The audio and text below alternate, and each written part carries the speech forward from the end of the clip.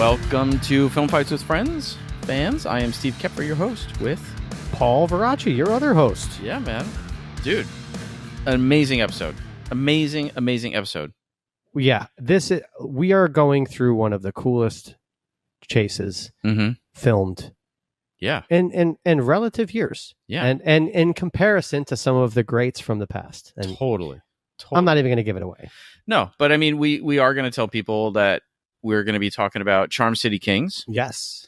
And we have Kevin Rogers, who is the stunt coordinator for the film, on here to break down for us this epic chase scene. And he was, I mean, you got basically the brainchild of this chase. And what a cool story of how this chase came about to actually be filmed. Yeah, we don't even want to tell you anything that will spoil it because it's such an amazing story about how this chase scene came to be.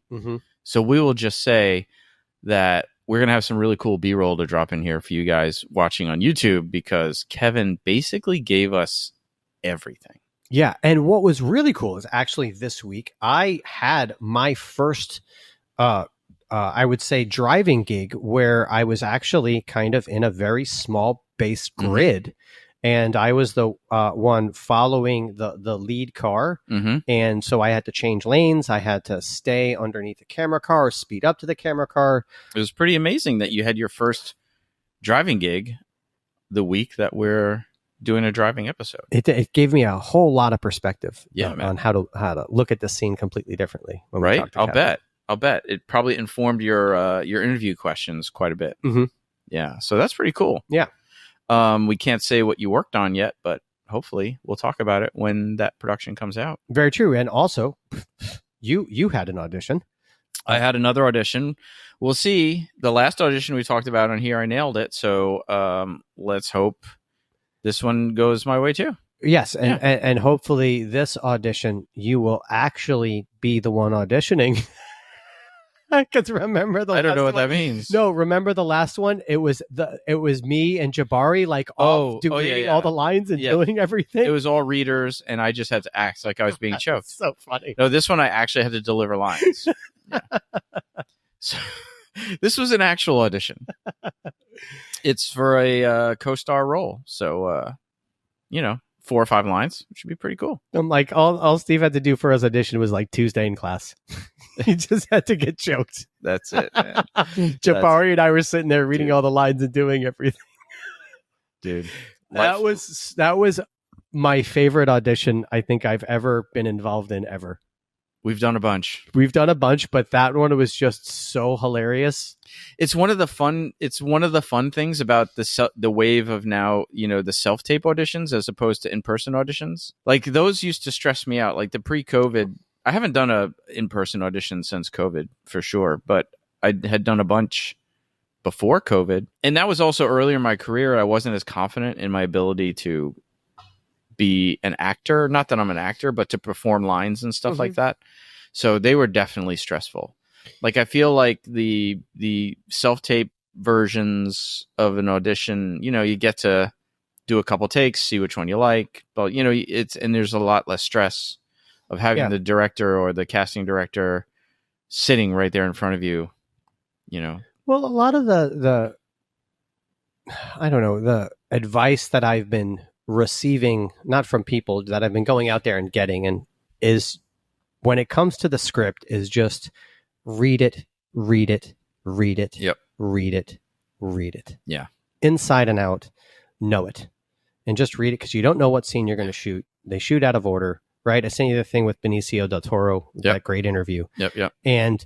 But every actor you talk about, the one thing that they're going to say is read the script and know the script as many times as you need to. I mean, you know what was interesting? If you remember Happy Anderson's, when we had Happy on here, and we were talking about prepping and reading the scripts, and he said sometimes he doesn't want to read the whole thing if his character isn't in the whole thing, because he wants to be he wants to know just what the character knows. Well, I mean, when I say read the script, read your scene, know your scenes, know your lines, know every part that you're in. So maybe read your script. Just know your shit. Know your shit. You're a professional. It's like that video of Tom Hanks going around on social media right now. Know your lines. Mhm. You're showing up for a job. Know your shit. There was nothing worse. Even when I was working COVID, there was no more of a "you are fucking unprofessional" eye roll than when an actor showed up, didn't know their lines to a degree of where they just didn't give a fuck. I was in a scene once where the lead of this show just like I knew all the lines. I'm saying them in my head, and he did not remember any of the lines and kept calling for his line. That's kind of like that. I think that's disgraceful. I don't want to be too judgy because I'm not the lead of a show and I don't have that pressure. But I was like, come on, dude. These are lines. These are easy lines. Right. This is not Shakespeare. This is like procedural cop show stuff. Yeah. We've seen a million times. Mm-hmm. But anyway, dude, next week is the Art of Movie Making Film Festival. Thank you for saying it. Well, this is the last plug we're making for it before the festival, so we got to get the name right. The Art of Movie Making Film Festival. Yes. I got it. Cheers, dude. Clink your glass. You got it right. I got it right. Bing. Nice. Now let's take a sip and fuck it up. But I hope our listeners will come to the festival. Hopefully we'll see some awesome submissions and we'll get to meet you guys if you show up. Yeah, and then also it'd just be cool to come and check out the categories. You know, if you are a film fan and you have certain categories of film that you like, that are definitely not in the best actor category, please come and check this out because you know you will meet people who are involved in something that you're interested in. Maybe you can talk to them and maybe find your way into this wonderful world of production. Yeah, absolutely. It's a great festival. We hope to see you there. And we wouldn't have a show to tell you about the festival if we didn't have our sponsors. Our amazing sponsors. Stunt Contact. Stunt Contact. So glad you're back in the fold with us. Yes. Welcome Not back. that I ever stopped using you guys, but because I mean, honestly, if I did, I wouldn't know. Yep. I wouldn't know anything. Dude, Stunt Contact, the best breakdown service. I'd be calling you. I'd be like, Steve, what's going on right now? You do that anyway. Shut up. But definitely check out Stunt Contact. The link is in the show notes. If you are in the business, you're looking to see what it's just a great breakdown service. I mean, it's geared towards stunt people, but really it's good for everybody. It consolidates all the information. If you need to go in a Google search for something, don't spend an hour searching. Stunt Contact consolidates all that stuff onto one page for you before you even get there. Makes your life so much easier. It'll have links to the articles and the trades about the production. It'll have links to the producer, the line producer, casting directors, all that kind of stuff. It's all right there. Shoot dates, whether it's in pre-production, post-production, development, like whatever. Email addresses for some. For you know the main production emails usually. Yeah, usually that's there. For other people, you might have to do a little Google Kung Fu. You know, find stuff on your own for sure. But it's a great service, so definitely check out Stunt Contact. It is listed in the show notes. And on that note, we're just going to tell people to follow us everywhere. Everywhere. Like, subscribe, comment, heart, rainbow. I don't know what emojis going on. Any kind of engagement. Any kind of engagement is great. And if you're on our Patreon, we thank you. If you're supporting us financially, we thank you so much. If you don't support us on our Patreon, please consider it. There's lots of great perks that we have lots of perks and lots of tiers. We're still waiting on a $20 member. We have a really cool gift, and what's even better is that coming up because with one of our previous guests, I actually have a collecting company with Rocco. We're going to be at Terrificon, and Judo, what's her name, Judo Kinner, I don't know, from Raiders of the Lost Ark, anyway, the femme fatale, not the Margot Kinner. Sorry. Kidder? Yes, Margot Kinner. Yeah. Kidder.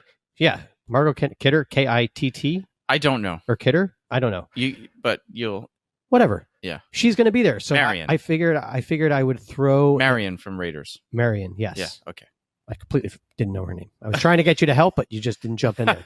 I like seeing you drown a little bit. I know. It's okay. But now that you've taken your foot off my head, you dick. Yeah.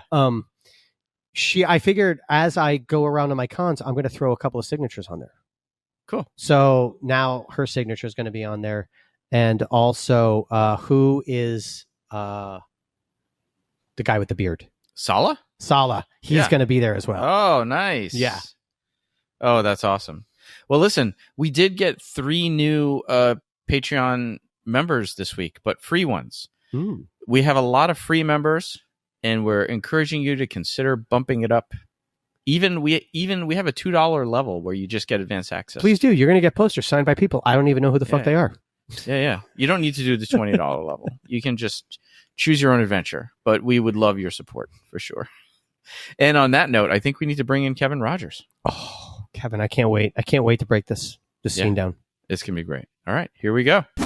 Dude, Kevin, thank you so much for coming on, man. We're so happy to have you on the show. Hey, thanks for having me. It's pretty cool to get to talk about something that I really enjoyed doing and feel really good about, and then talk some shop and talk what's going on out there. Well, I'll never forget the first time I ever saw this scene. We were actually on, this is a bit of a happy reunion for Kevin and I. We worked on Wu-Tang for 2 years. Yeah, you did 2 and 3, right? Yeah, 2 and 3. So we were on set one day and Kevin showed me this video. He's like, "Oh, hey, I'm up for the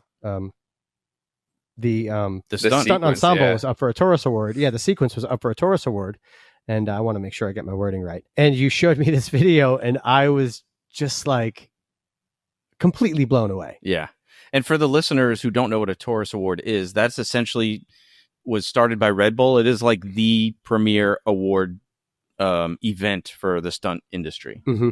It's like basically better than an Oscar if you're a stunt guy. It is. It's kind of, and it's really special to our industry too. I feel like because our industry votes on it specifically. I don't think there's any outside voting that goes into it. So it really is. Yep. You're recognized by your peers for your work. Mm-hmm. So to get nominated for that scene, to get nominated was pretty amazing.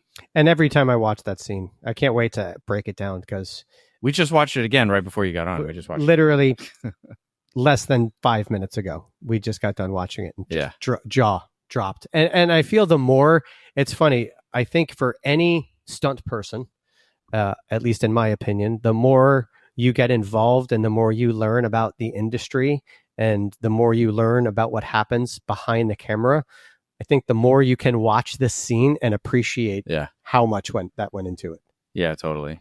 And just to remind the listeners, I know we said it in the intro, but if you haven't watched it yet, pause. We put the link in the show notes. So go watch it and then come back and listen to this so you know what the heck we're talking about. So here, this is amazing. Right off the bat, we usually read like how the scene was written. So the question is, like, you gave us a couple versions of the script, like reshoots and the original. And so in the original version of the script, the chase is basically not even there. So this is where it gets fun. When I got the original, just the look on, I just got to say, if you're not watching right now, just the look on his face was exactly what Steve and I were hoping we were going to get when we were asked this question. Because I was like, so basically, like I'll watch the movie and I had the original, the screenplay with me, and then it was just like, wait, what? It's after they zoom past the 2 cops that it's over. And there was no brick thrown through the window and all that stuff. And then I went back and looked at the reshoot scripts you gave me, and it had the description of what we saw on screen pretty much. So I'm curious about that process, like how it happened. So when I got the original script, the very first one I read before I had an interview, before I talked to anybody, it had a 3-page car chase sequence in there. And I got done with that chase sequence and I was like, through the roof, giant smile on my face. I'm like, this is going to be awesome.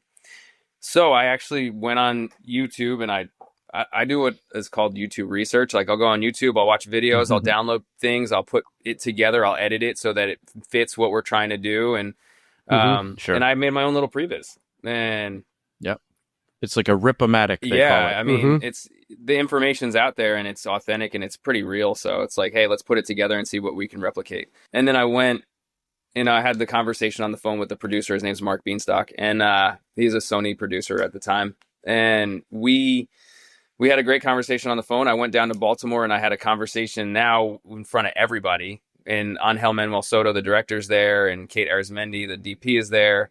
Caleb Pinkett, one of the producers, Clarence Hammond, one of the producers, and we're all just talking shop. And I'm like, hey, you know, there's this chase scene here. I put a little previs together. And they're like, oh, let's see it. So I show my little previs, and Angel's eyes are like this big at the end of it.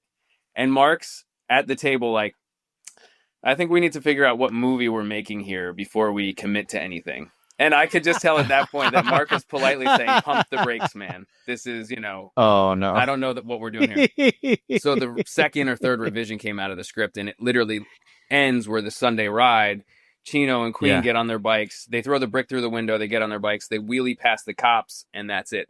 The end of the scene. Yeah, it says like the cops realize they can't catch them or whatever, and then it's over. And then let them go. And in Baltimore, just so you know, to put it out there is a no chase policy, right? Yes. So yes, there's a lot of dirt bikes down there, and the cops are technically not allowed to chase them because it causes more injury or more damage if they're chased than if they just let them go. So.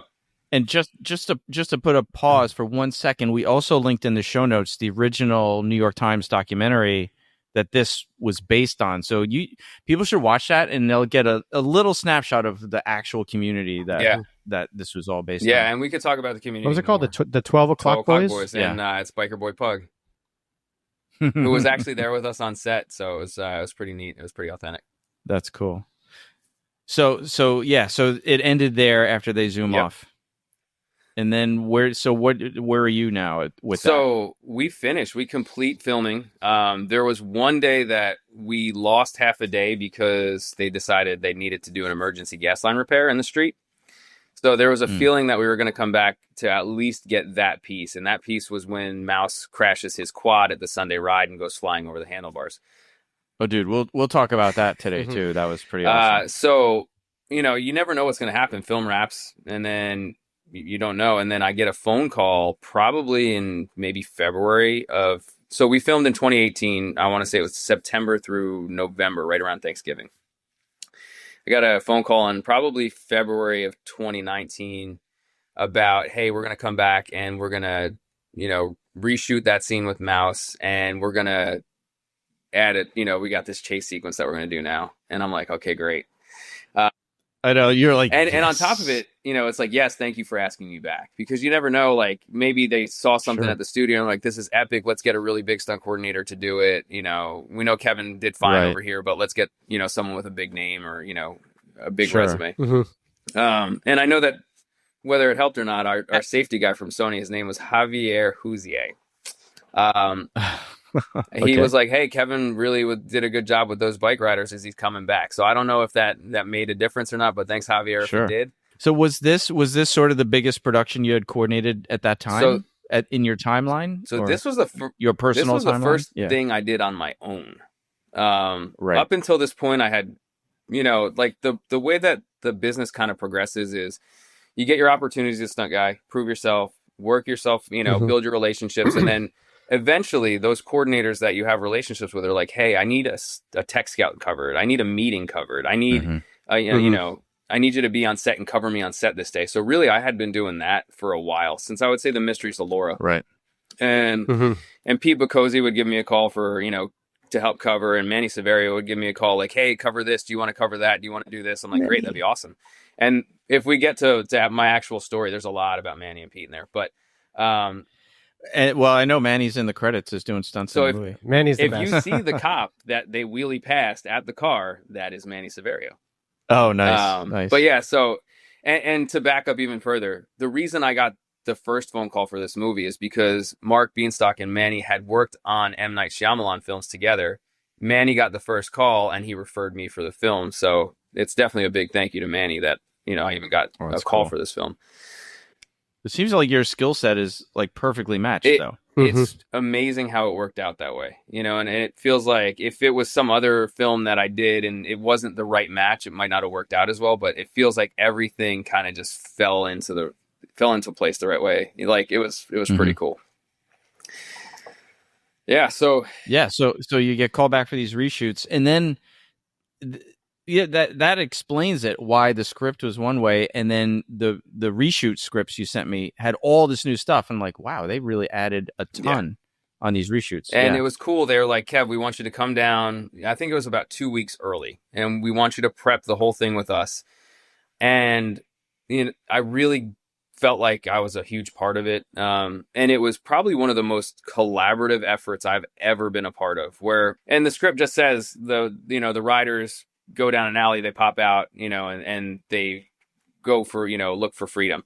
But every single person in the room, and there's a picture that I sent you guys that Angel posted, and it's like the only war room that matters. And we're standing around a circular table, and everyone's kind of throwing out their ideas of what they think should happen and how it should be and how we can keep it authentic and honor like the Baltimore bike culture. And it was so much fun to put it together that way. And so what we would do every day, and I think we did it for 3 or 4 days, we'd get in a van in the morning, we'd go to the street, and we'd talk about what we could do on the street. Then we'd come back to the production office, and we'd all gather around this circular table. And at this point, Shelley Johnson came in for the reshoots as the director of photography. And if you look him up, he is a master DP. Like, he's done Captain America. He did. He's done so many big films. He was the president of the ASC also, but one of my favorite people that I've ever worked with. And we just go around the table, like, Angel would be like, I really want them to go through an alley. I want the parallel with the cop car as they go down the alley. And then they pop out of the alley and go down the street and they get chased.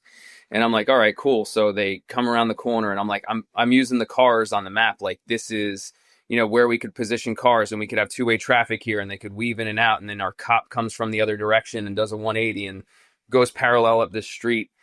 And, and Shelley's just soaking it all in and writing his notes. And Caleb Pinkett, his whole family is from Baltimore. So to him also very important that it was authentic to Baltimore, and we didn't get off the rails and go in a different direction. So he would give his input, and, Mark would give his input, and, everyone would give their input. And at the end of that meeting about that one section of the chase, Shelley would go, give me 2 hours.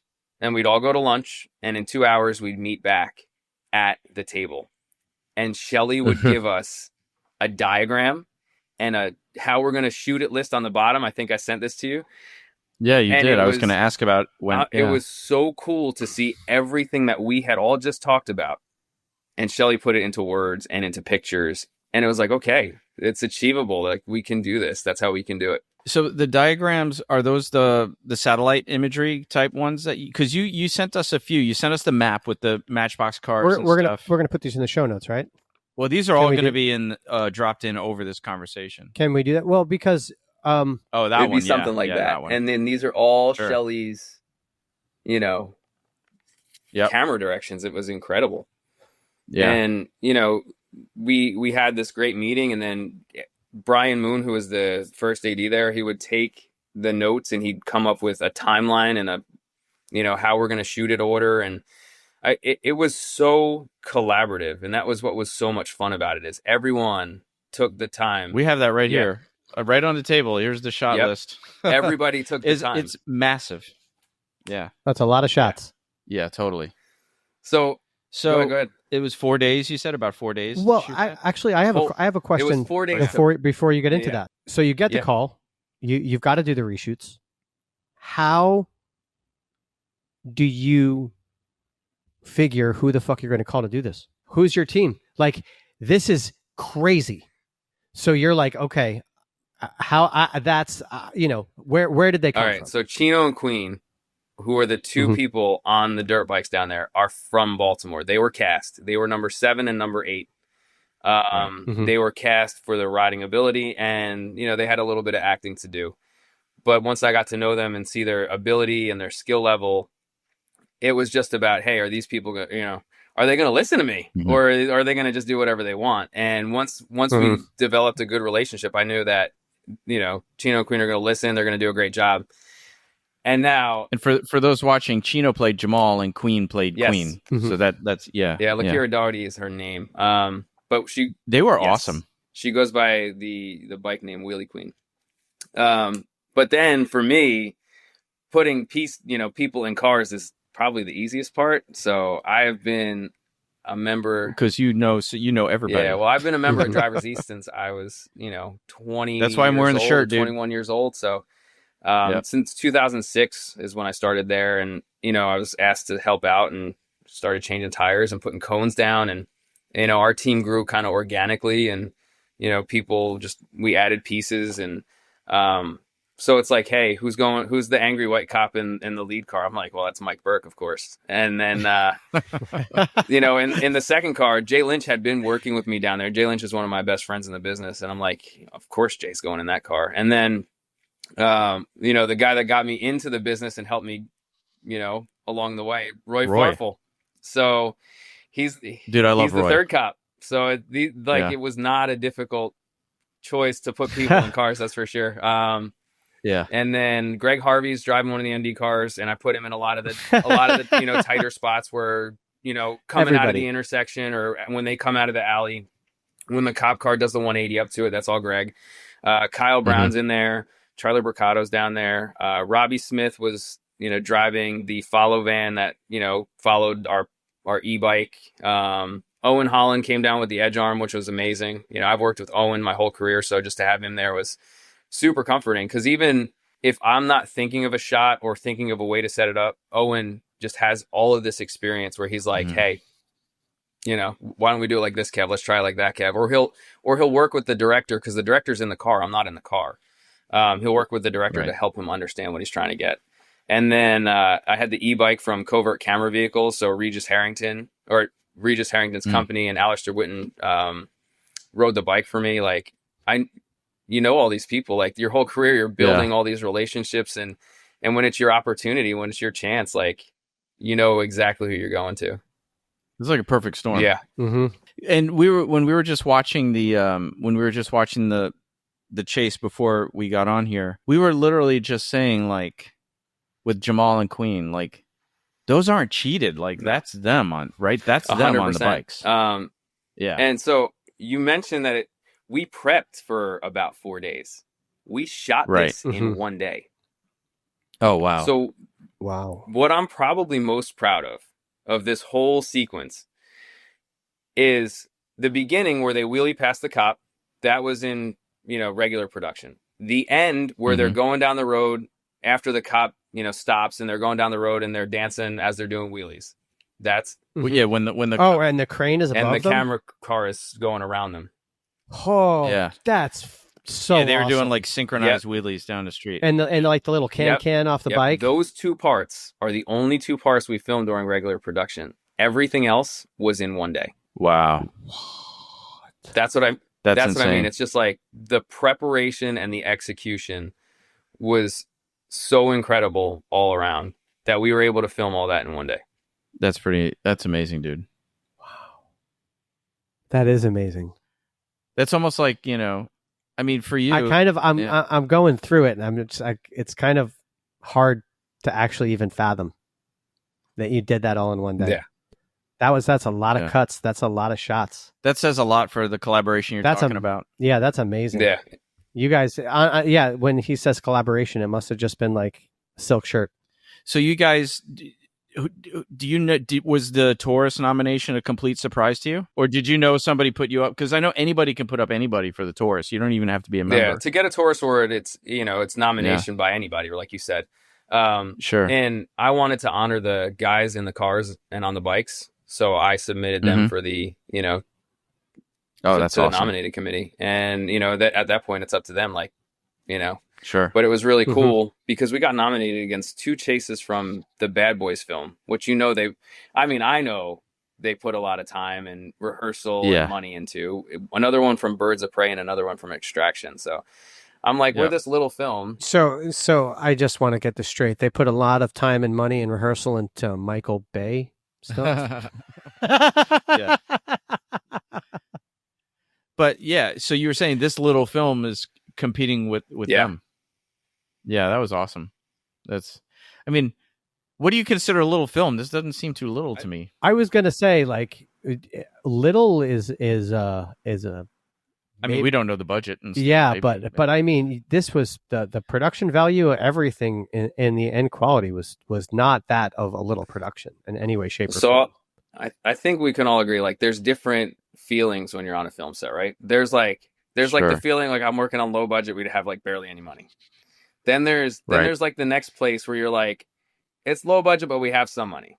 Then there's like, all right, I'm on a feature, but it still feels kind of independent. We have some studio backing.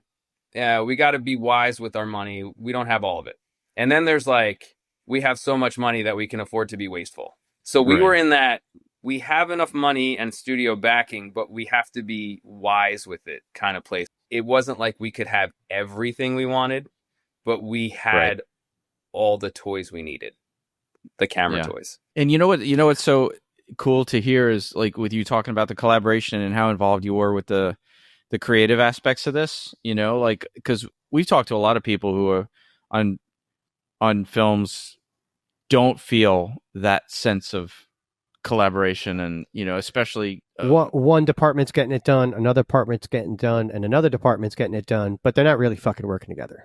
Yeah, or they're just being told what to do. You know, like, hey, here's an animatic that we came up with, and you guys just replicate it, and you know, there's no creative stuff.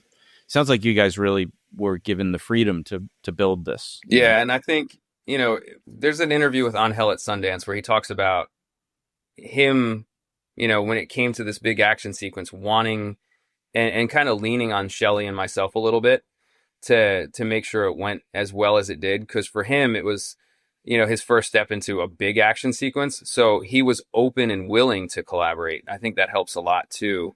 And like I mentioned, we didn't have a huge studio budget, so it wasn't so rigid where everything had to be exactly to the studio spec. It was like there was the independent ability to still be creative and to still, you know, work together to come up with this really cool idea. And like as a coordinator on, you know, whatever I do, it's the most fun part is to collaborate with all the different people, with all the different departments, with the DP, with the camera operators, with the director, with the producers, to come, and the writers too, to come up with something that is awesome, it's safe, and it makes people go, that was great. And if one person wants to spearhead it, then you're not getting all the ideas from everyone else that could make it great. Kind of like putting your ego above the scene. A little bit. And from what I've seen and found, it's like some people, it's the power they want, you know, it's the creative power. They're like, this is my way and this is the way it's going to be. Sometimes people are a little insecure, like they're afraid other people are going to think as highly of them or whatever. I don't know the reason that someone wouldn't want to be collaborative in our field. It's because it's the biggest collaborative art form there is. That's what makes it fun. 100%. I feel if we just decided to do research, I feel like any great action scene, this has to be the core foundation of is good collaboration, because when I watch this scene, it's the editing, the way it goes back and forth from the drivers to the number ones to the cops and everything else. It keeps you involved with everybody in there and gives you oohs, ahs, and oh shits. In that of like, for me, there's a lot of chases, but this one brought me back to Ronin. It really had me on the edge of my seat, like that chase, you know, kind of in the traffic.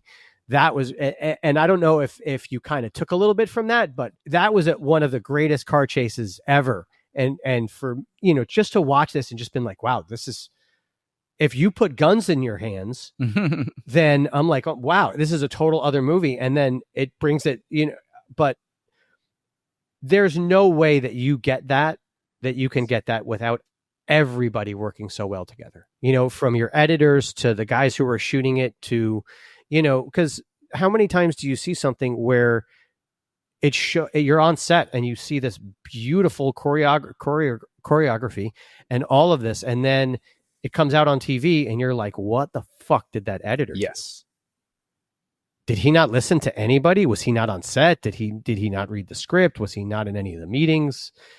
And then when, you know, but when you see something like this and you're just like, everybody has to be on the same page. And then this is what you get. Yeah. And, you know, there's certain days when you're on set and they feel special. Like, you know, it's what you did on set that day was special. And then you kind of leave it and you hope that when it hits the editing room, it's special there too. And that when it hits, you know, the music, it's special. And everything came together so well for this whole sequence.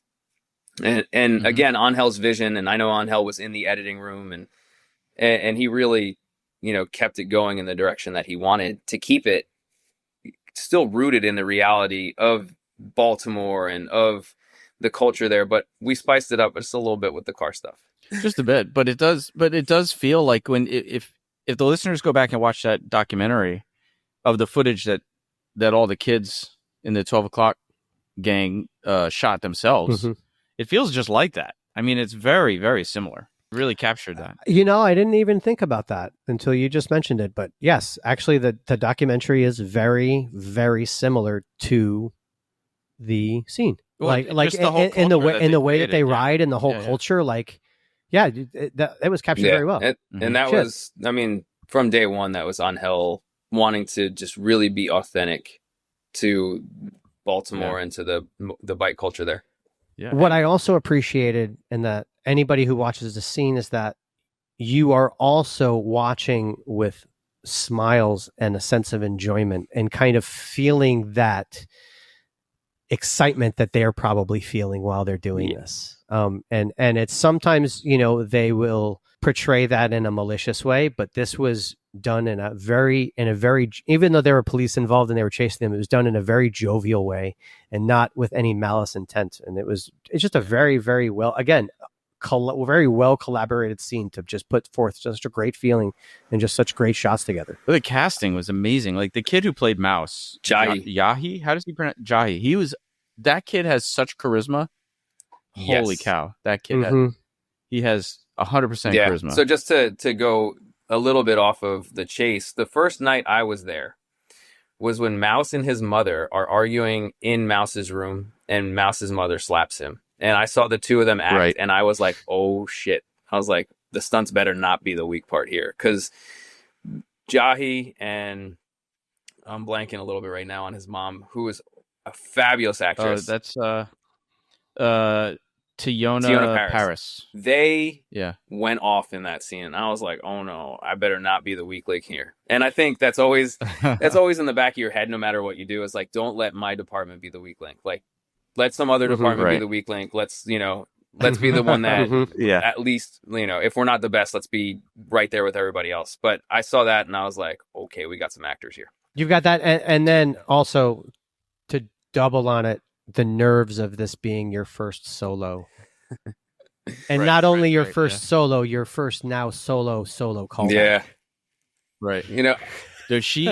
Tiona Paris, that the scene with those two later in the movie, after he quits his job at the veterinary office, and she has that, like, don't give up on your dreams. That whole section was heartbreaking. It was so real, dude.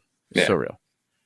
It was amazing. Those two everybody in that, even the three guys, like Swear to God and Lamont and Mouse, their chemistry together, it was like kind of like a little, it was just so natural. It was like almost like the Goonies, kind of like they just played off each other so well. Yeah, and the three kids, man, they were so much fun to work with, and they were just, great kids in general, but great actors, great kids.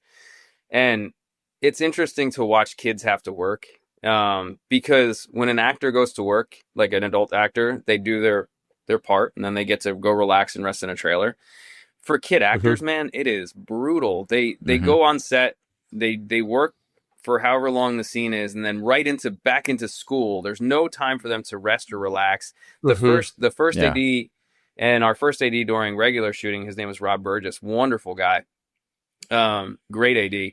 He had to build the schedule around how much time we could have kids on set, and then when we would need to have them in school, and get the clock running on school, and get them turned around for, so they don't pumpkin law out. And there's a lot of that on Wu-Tang, and too.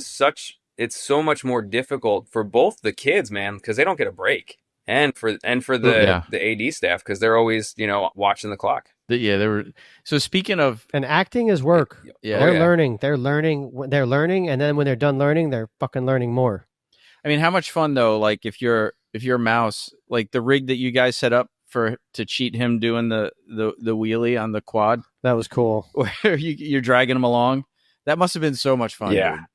Like he must have had a blast. Oh, doing it. that's what I was going to ask. What do you call that little box car with the 4 wheels that looks like the Flintstones are running it with the little, just running their feet on the bottom of it? Boxcar with 4 wheels.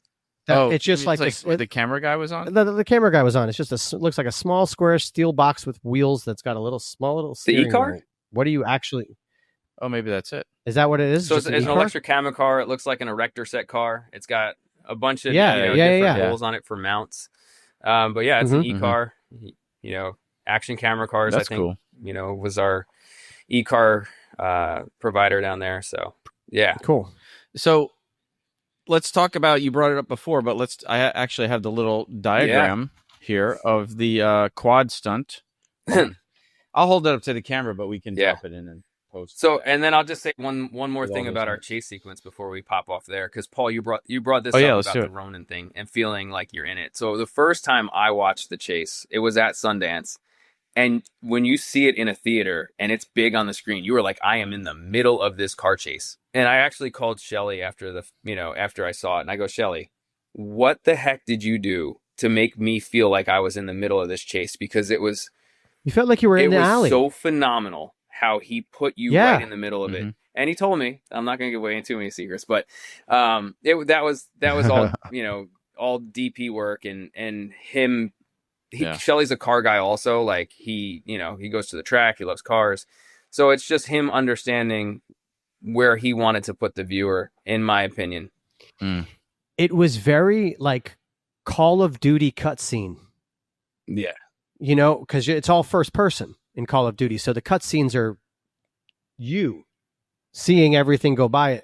That's like, it brought me in like that. Yeah, like the moments where the bikes are going down the alley, you kind of feel like you were walking down the alley, and then all of a sudden, like right past you. It was very cool. Yeah, we also had Beverly Hills aerials there for drone shots, and they were using FPV racing drones. I think we might have been one of the first films to use the FPV drones.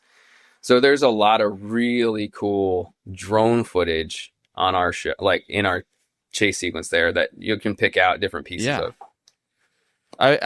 So I was wondering where you guys got the camera, when the camera's in front of the bikes zipping down the alley, or that had to be was that a drone? No, moment, that's e-bike. I was going to say, was that the e-bike? Yeah. And that's Alistair on that one. So, that's awesome. The way that they... Oh, not the e-car, but an e-bike. Yeah. So the way that they built the shooting schedule was that we had 4 different camera bodies that we could put in different places. We had one that would always stay on the edge arm. We had one that could rotate from front to back on the e-bike. We had one that would be on sticks or handheld, and we had the drones. So we would just keep moving them around and swapping them and just keep running sections of this chase. So I think we broke it down into 3 sections, and we would just keep running it and running it and running it and running it until we knew we had everything we needed, and then we'd move to the next section. How short did you need to keep these sequences to where, I'm assuming that the longer a sequence goes, the more risk? Or I guess maybe that may, or is it the shorter, the more risk? Because, I guess I would just tap onto that. Angel, is he we got it, let's move on kind of director, or is he let's do it again kind of I think everyone for this knew when we got it. Angel was definitely... There were times where he was like, we got it, let's move on. And there was other times where we would spend a lot of time on it. And I think it was just, if he was looking for something specific and he wasn't getting it, or if he got it right away and he knew it, he would move on. Cool. So when you cut and you edit, I mean, it looked like they were going really fucking fast. How fast were they going? So, or do you not want to spoil? Do you not want to spoil movie magic? No, because it was authentic. The speed, it was real. They didn't have to ramp anything up. Holy shit! For most of it, and I'll start with the first question: how far or how long can you go? And it really depends on how much you can lock up at one time. If you have enough PAs and you have enough traffic police to really lock down an area that's a large area, then you can have longer takes. And then it just depends on your manpower and kind of what you have there as to how long or how narrow or how short everything is. For us, we had a certain map area based on we couldn't go past a certain road. So what we did is we had, say, these 3 blocks and the next 4 blocks, but we couldn't go to the 5th block. That was like, we can't shut that road down. I'm sorry. If we had 10 blocks total, that's, kind of our street range, or 8 blocks total, whatever it was. And then what the art department helped us out to do, because Angel wanted to make it look longer. And, like I said, everyone collaborated. The art department was like, hey, we can build you a construction zone in this shot, and then we'll move it further down in the next shot. So now it looks like it's a longer run, and we give the illusion that it's longer. So again, everyone, giving their input and collaborating and making it really fun. And That's then awesome. What was the next question? Oh, the speed. Oh no, we were gonna go into the speed. You said it was actual. So the speed was actual. The guys on the motorcycles, they're riding, so they're used to riding pretty fast.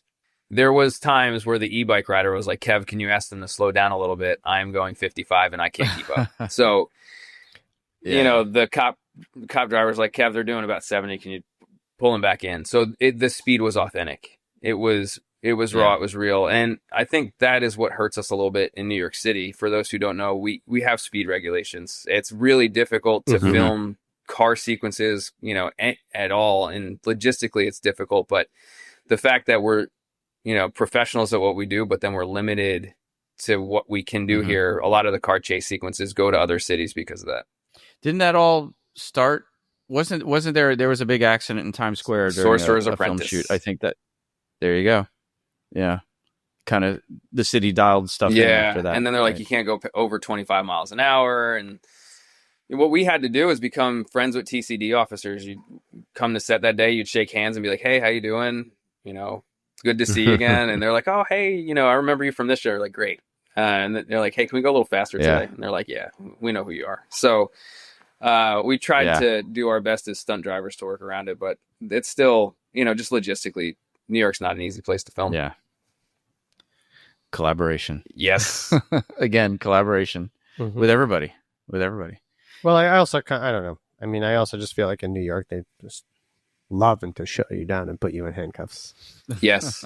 Well, there's we love our NYPD film unit guys, but there's also like, whatever. We all have our jobs. We'll just say that. But yeah, let's transition to that quad stunt. That was pretty awesome. And you sent us some great video of you guys testing it. Basically like a dead man on a quad, basically, with it. So in the script, they're like, Mouse, he's trying to show off. He's not ready for the Sunday ride yet. And he gets on his quad, and it's this little baby quad. It doesn't have the motor that it needs. He gets it up into a wheelie, and he rides it down the street, and he gets the intersection, and it goes bad, and he goes flying over the bars. The gist of what they were hoping for. During regular filming, in my head, I'm like, okay, we'll get this quad. We'll just have him stand on the back. He'll just ride a wheelie in, and we'll have him, kind of fall and go over it. And Mouse's double for filming, his name was Khalil Sparks. Is he the guy in the videos you sent us? That's Tristan Duverglass. Oh, okay, that's Tristan. I just want to make sure because we give them credit in the. So Khalil Sparks is a great rider from Brooklyn. Looked like a kid like Mouse. He could double him, and he rode phenomenal. But the crash is a whole different situation from riding. And if you're not used to crashing on purpose, it's a little it screws with your head a little bit. So we went for right. Like you got guys like you that came from racing. Like you spend your whole careers trying not to crash, right? And now it's like, oh no, you have to crash. I was a gymnast before I raced, so I was. Oh yeah, so I you always fell joke a lot. around that gymnastics taught me how to roll, and racing taught me how to crash and roll. There you go. That's cool. But yeah, so when we had the opportunity to go back and to reshoot because we lost the day for insurance, it was a blessing because I got to really put time into thinking about how I was going to do it and what I wanted to do. So. Exactly what you said. It was a dead man. We rigged off to a lull. I built a little bit of a suspension system into it, so it wasn't going to just dead stop and our guy was going to launch into the handlebars, but it was going to have a little bit of give for him. And then I brought Tristan Duverglass down there, who's a collegiate gymnast. He's awesome, and I taught him how to ride a quad that day. During rehearsals. That's it's awesome. Like, I know you can do this, but here's how we're going to ride this. And it, super easy quad to ride. It's automatic. You just got to get on it and get comfortable. The other thing we did that was helpful is Nikki and Devin from KFX built me all of my rigs for down there. So we got together and we came up with, ideas and plans. And I'm like, hey guys, I need a quad that I can put into a wheelie position that'll match another quad that'll have a bar on the back, that can wheelie down the road. So it's really neat. So they built me on the back of one quad, like a step with a wheel. So the quad would stay in a wheelie and it would be, weighted. And then another one where there was a tow bar, which we attached to like a utility quad ahead of it. And we could adjust the height of the wheelie on the quad and it would just stay locked there. And that's the one that Mouse rode into the scene, which makes you believe Mouse is the one on the quad. So we have Tristan on the quad with the wheelie bar on the back. We have it dead man. He comes in and he launches, onto some 8-inchers. And then we cut it together with him just kind of propelling himself to the ground and launching on the ground and rolling the quad through the frame. And then in visual effects, they took out the wheelie bar and our dead man line. And that's how it all came together. But that one, I was really happy with the way it came out because of the not so successful version of it we had during regular filming. And then having the opportunity to come back and really hit a home run with it was great.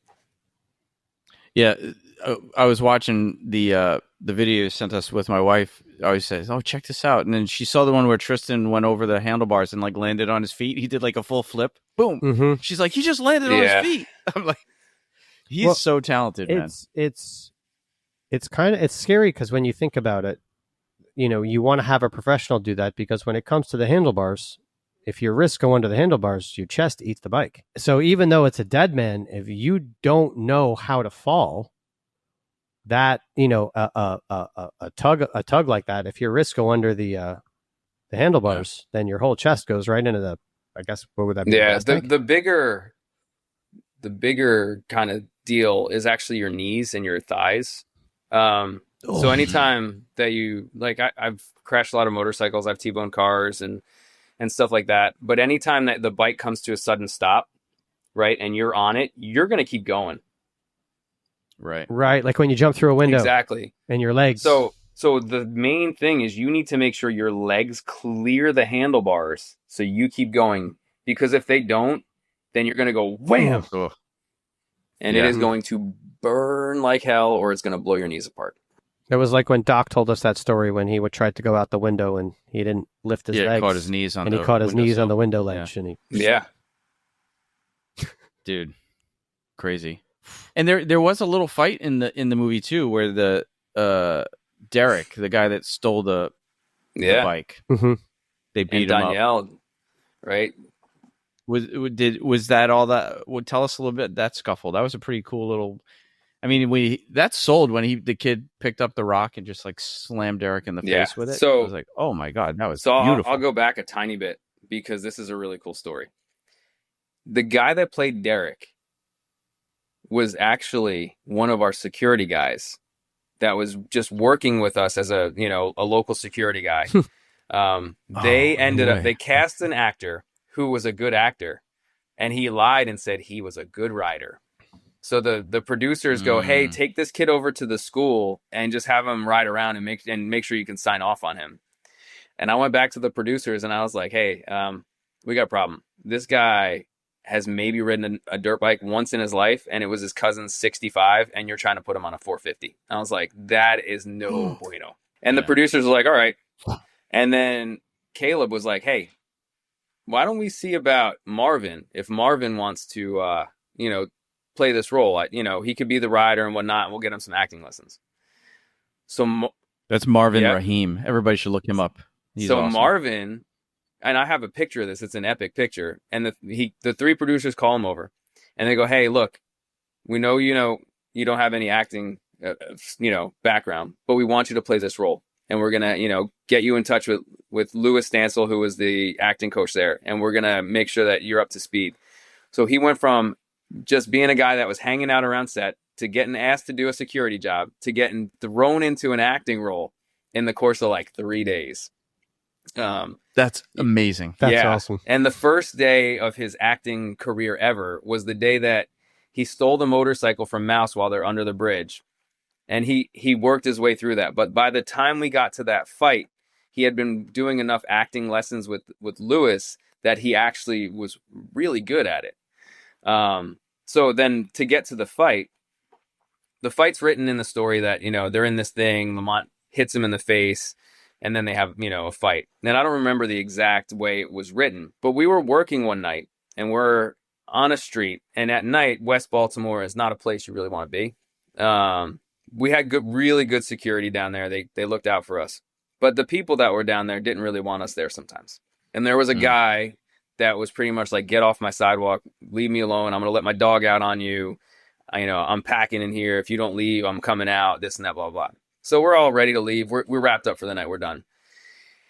And our security team, I don't know if the guy came out on his own or if they invited him out, but they beat his butt.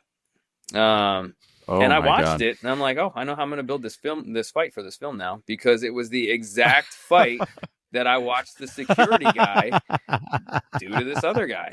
It started with a punch to the face. Buddy. He went down on all fours. It was a kick to the face, got him down to his side, and, a couple kicks in the gut. And the only thing we had to alter is because it didn't look, or I shouldn't say it didn't look, the producers and Angel didn't think it would be believable enough that a young, small kid would be able to just punch this guy and knock him to his knees. That's where the brick came into play. Right. Oh, but cool.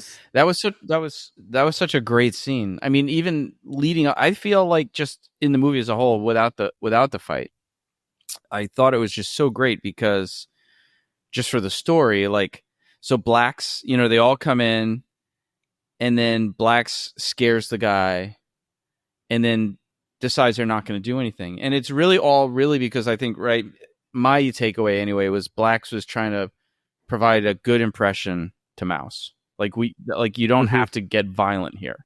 And then Queen and them, they were like, what? You're just going to let him get away with it? And then it was Lamont, yep. Right?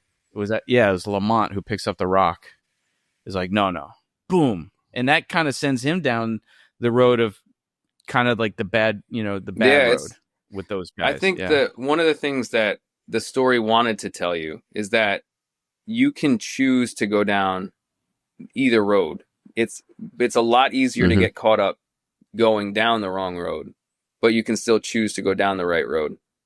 But when you're in that community, the wrong road is an easier one to find, to go down, to idolize the people that are on that wrong street. So I think that was one of the things that it really, and Angel wanted to kind of really talk about with disenfranchised communities, is that it's so easy to go down the wrong path there because there's so many opportunities to do it, but you can still find the right path. I mean, and so the movie was nominated for the jury prize at Sundance, which is amazing. And it did win the U.S. Dramatic Ensemble, I believe. Jury prize. Yeah. Ensemble, at Sundance, which is also pretty amazing. I mean, it must have been amazing for the people involved. I mean, the non-actors involved in this, getting all this acclaim and just kind of being seen, telling their story. I went to Sundance, so I, not by an invite, I called up Shay's Caleb's assistant. I was like, Shay, I want to come. Can you get me a ticket? And she's like, yeah. So I was like, all right, cool. So I got myself I flew myself out there, and I told Pete Epstein I was coming out. He's like, stay at my house, dude. I'm like, all right, cool. So I stayed at Pete Epstein's house for a couple nights, and oh, nice. I went to the festival, and I'd never been there, so it was like, cool. Something I did is going to be here. And it was a really that is pretty. It was a really amazing. Fun experience. Like I just went there for that film. I didn't see any others, but you're in the room, and one of the coolest things is after the chase, the whole audience in the theater was cheering, and I'm like, oh, that was cool. We did something cool. So, and then you hear the panel, and they're talking about how things went down, and it was really fun to be a part of. Yeah, that's awesome. So what do you got? What do you got coming up? Anything that you can share with us? So the timing of this episode is great. On October 12th, Elsbeth season 3 will premiere. Oh, that's right. Yeah, perfect timing. Oh, that's right. CBS show. I know. It's in my my mental Rolodex. Oh yes, Elsbeth comes out. But so and it's a super fun little show. We always have a murder every episode, so it's not the stunt heaviest show that there is, but right. It is without a doubt one of the most fun shows. Just great cast, great crew. Everybody is genuinely talented at their job and happy to be there and collaborative. And it's a phenomenal work environment. And Paul, you were saying it's like a lot of the same as the Wu-Tang people. I was going to say, if you're, if you've got Gail, if you have Mother Gail, and she brings the same crew with everybody, I was like, so I'm sure he's working with the Wu-Tang crew. So there's some familiar faces. Those who haven't retired yet. Yeah, there's some familiar faces. There's some other faces that are in the mix there too, because there was a little bit of things like Gail and Lori, started a show and then they left to start Elsbeth, and some people left and came with them, and other people stayed at the other show. So, but I'm so fortunate to work with just such absolutely great people. Gail and Lori are phenomenal producers to work with. That's very cool. I've never watched a single episode of Elsbeth. I have like literally no idea what it's about. I have not watched Elsbeth yet either. Yeah. So you want to give what's the basic? Is it based on the? I mean, the only Elsbeth name I know is like the old time serial killer, right? Isn't there a female serial killer named Elsbeth? The story of Elsbeth goes, Robert and Michelle King during COVID were watching a lot of Columbo, the old detective show. Right. Just one more thing. and they were like, hey, it'd be fun to make a Columbo show. And they're like, well, we got this character Elsbeth from The Good Wife and The Good Fight. We could just make a show around her. So they came up with Elsbeth. And then we have an awesome showrunner, John Tollins, who, him in the writer's room, just they write fun scripts. And we get a unique, really fun guest star every episode. So that's cool. Every episode, the guest star is the murderer, and it's a different one in every episode. So I've gotten to work with some really fun and interesting people so far.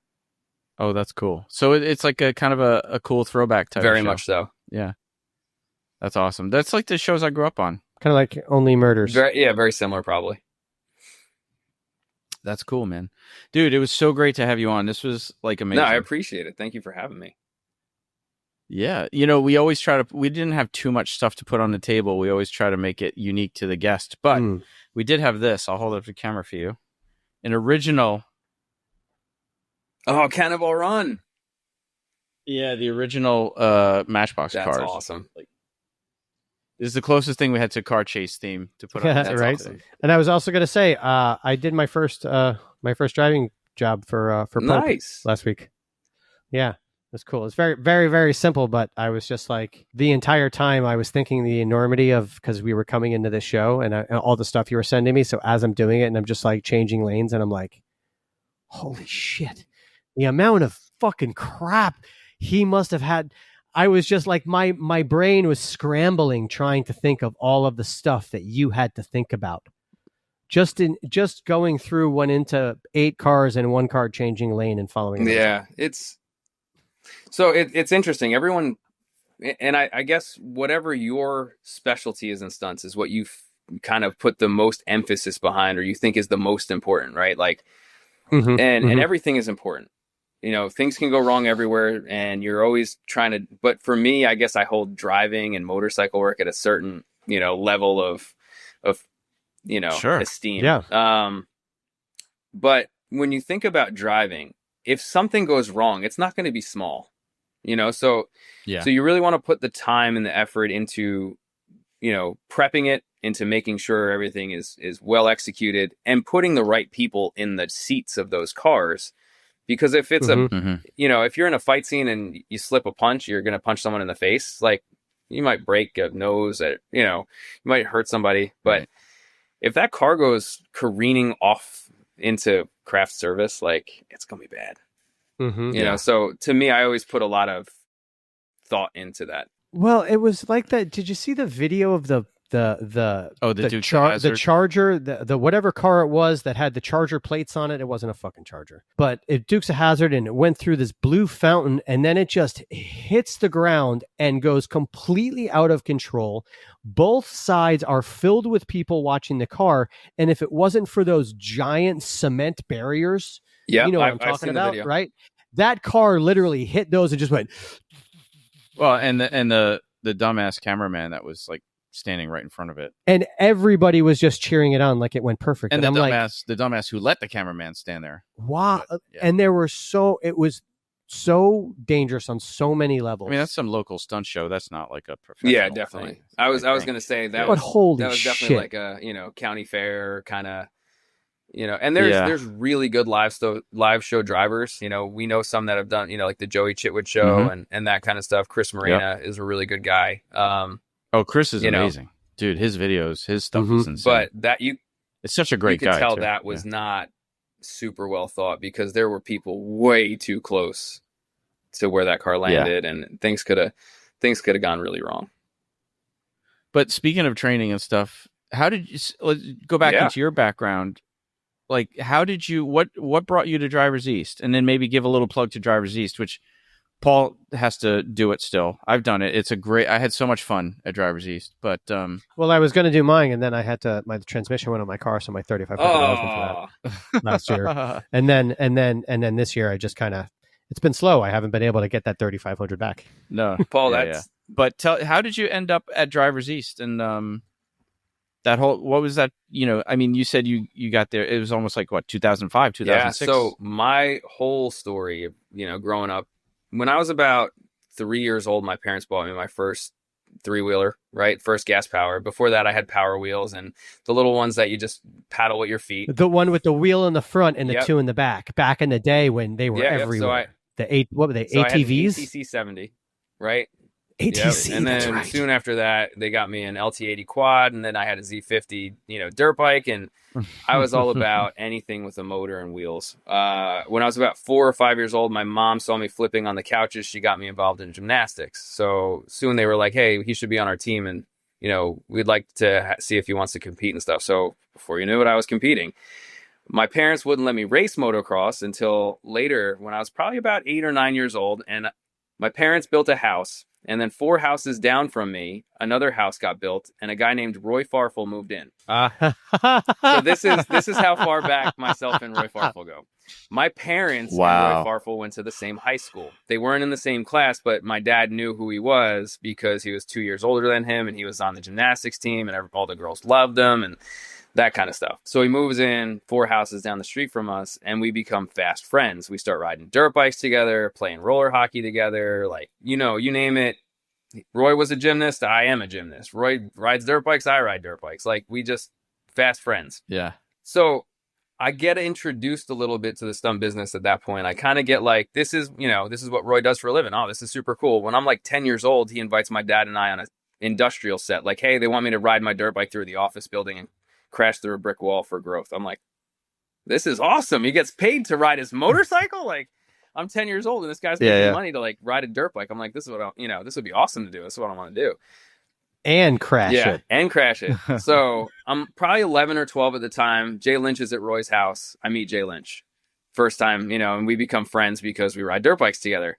Right. And then I, go through high school. I wrestled in high school. I loved that sport. That's, of all the things I've done, I look back, I'm like, man, that was such a great sport. Oh, dude, you got to come work out with us sometime, right? You definitely have to come by. I don't know. It's been a long time. But I go to college and, I do a semester at college and then I go race, or I wasn't supposed to race, but I went down to Florida with my friend Jay and his grandfather Don, and I end up snapping my femur in half. So I'm like, I don't go back to college.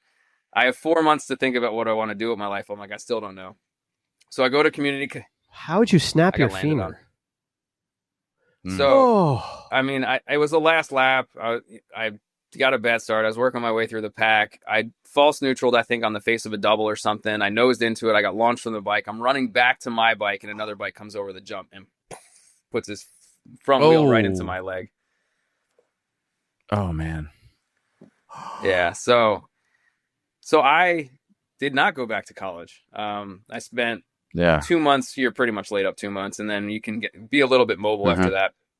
So I spent about 4 months thinking about what I wanted to do. I still didn't know. I was working at a moving company that some motocross friends owned, and Roy hit me up one day. He's like, hey, I got to move some stuff from my house, to my new house. Do you mind giving me a hand? I'm like, no, I'll just borrow a truck and you just, pay my buddy, whatever he wants. They're like, all right, cool. So I'm moving a piano for Roy, an upright piano, into his house. I have it vertically straight up and down because he's got a stairwell when you come in the door. And then it turns and I put it where it needs to go. And Roy's like, hey, are you still going to school?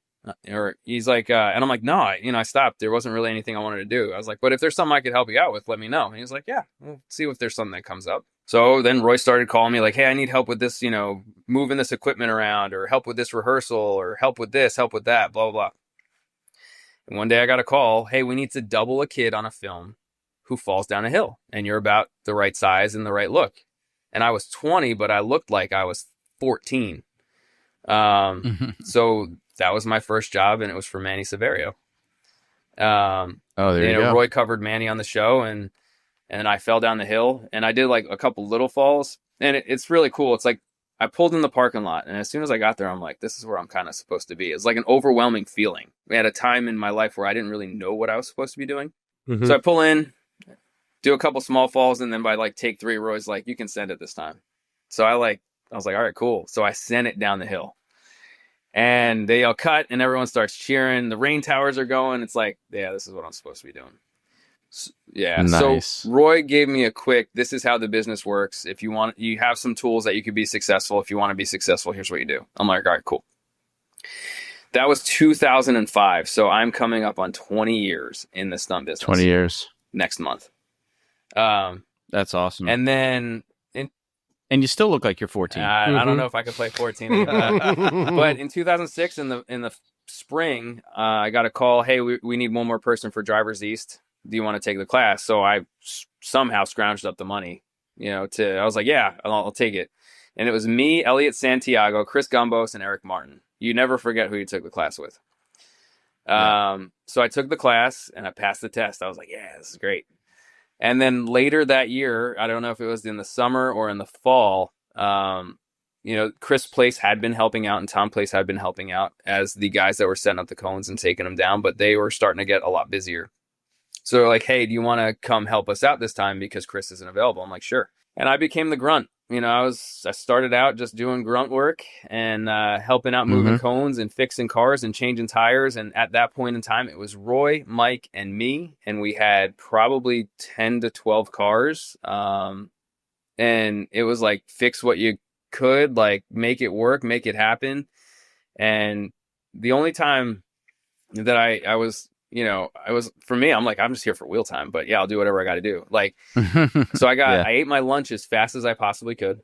And I was like, all right, I'm going to go in the car and do some drills. And then I was like, I parked every car at the end of the night because I would get to do one skill and then I'd park the car. I do one skill and then I park the car. I do one skill and then I park the car.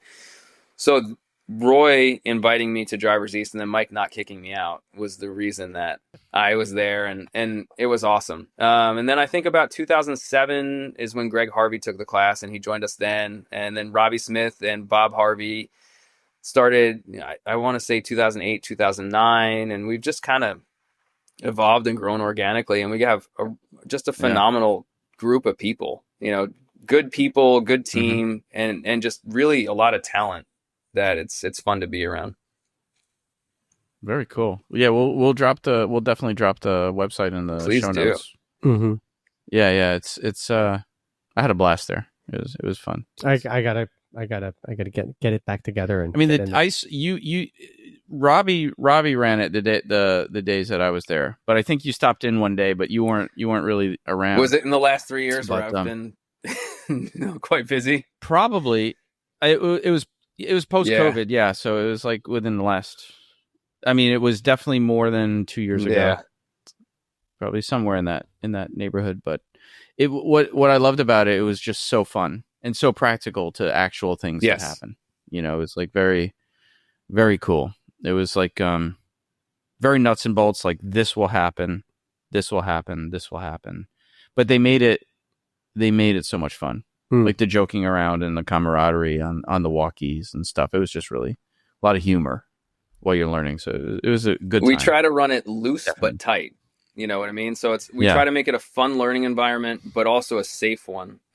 We give people a ton of wheel time. Like it's not about, we'll show it once or twice, maybe 3 times if we have to, but after that, it's all about you in the car, dialing it in, building the muscle memory, and then, understanding why the car is reacting the way it is. And then once a driver can understand, okay, I understood what I did wrong, and then build it in. Like if I feel the car doing that, I got to do the other thing. So that's always the goal for us, is to, create a fun learning environment, and give you a ton of wheel time. And we've, I've been to a bunch of different driving schools and racing schools, and anytime you're having fun learning, you're going to learn better than if you're being drilled, or especially if, I always give a speech at the beginning of class. There's two types of people that come here: people that laugh about when they hit cones, and people that are tough and hard on themselves and get in their head and spiral out of control. If you just laugh about it and try to understand what you did, and you go back to one and be like, I'm going to correct it, I'm not going to do that again, you're going to have so much more fun and take so much more away from these 2 days than if you're in your head and beating yourself up and just getting down on yourself, because it's going to spiral, and you're just going to, you're not going to get as much out of it as you could. He just explained to me perfectly why I laugh when you punch me in the face in the spar. It's not why I laugh, though. Come on, Paul. Block. Wax on. Wax on. That's it. Dude, that was great. That was a great way to end. I mean, basically, in the end, this is everything we do. You should be having fun. It's like Jerry Hughes used to say, right? Just go have fun. I was so nervous when I was driving, when I had to do my first little driving thing. I was no, I'm not gonna lie, I was standing by the passenger door. I was not been like, I'm gonna fucking drive because I know how to drive. I was like, I'm nervous, and then finally the PA was like, looked at the other guy, and he's like, yeah, you're definitely in the passenger seat. And I was like, all right, it's time to fucking just get over it and get in the, but what's great is I was so comfortable after the first run, because I was the one who was going in and out and moving and following the lead car. I felt so comfortable, and I was like, this is better than being in traffic. This is better than every driving you could be in, because you actually kind of know what's going on, and you get to pay attention. So it's almost like when something goes wrong, you're kind of already a little bit ahead of the game, so you feel comfortable. Yeah, and if you that makes sense? If you trust the people that you're around as well, that helps a lot, because you know that they can make up for maybe a mistake here or a mistake there. But anytime I talk to someone about motorcycle crashes, especially, they're like, "Oh my God, bike crash, that's gnarly." I'm like, I know it's going to happen.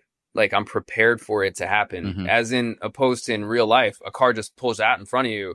You're like, you better react super quick. I already know that car's pulling out, or that car, or that I have to lay the bike down here, or I have to, do what I have to do. So it's premeditated, and it's a little different when it's premeditated than when it's, because you have adjustment time in a weird way. You really do have that adjustment time. Your brain is ready to make those adjustments without reacting first.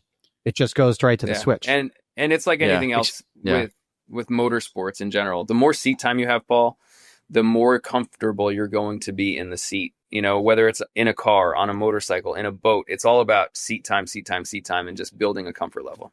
I need more because I really liked it. Come on down. There you go. We got classes in the fall. Do it. In the winter. For sure. Cool. All right, dude.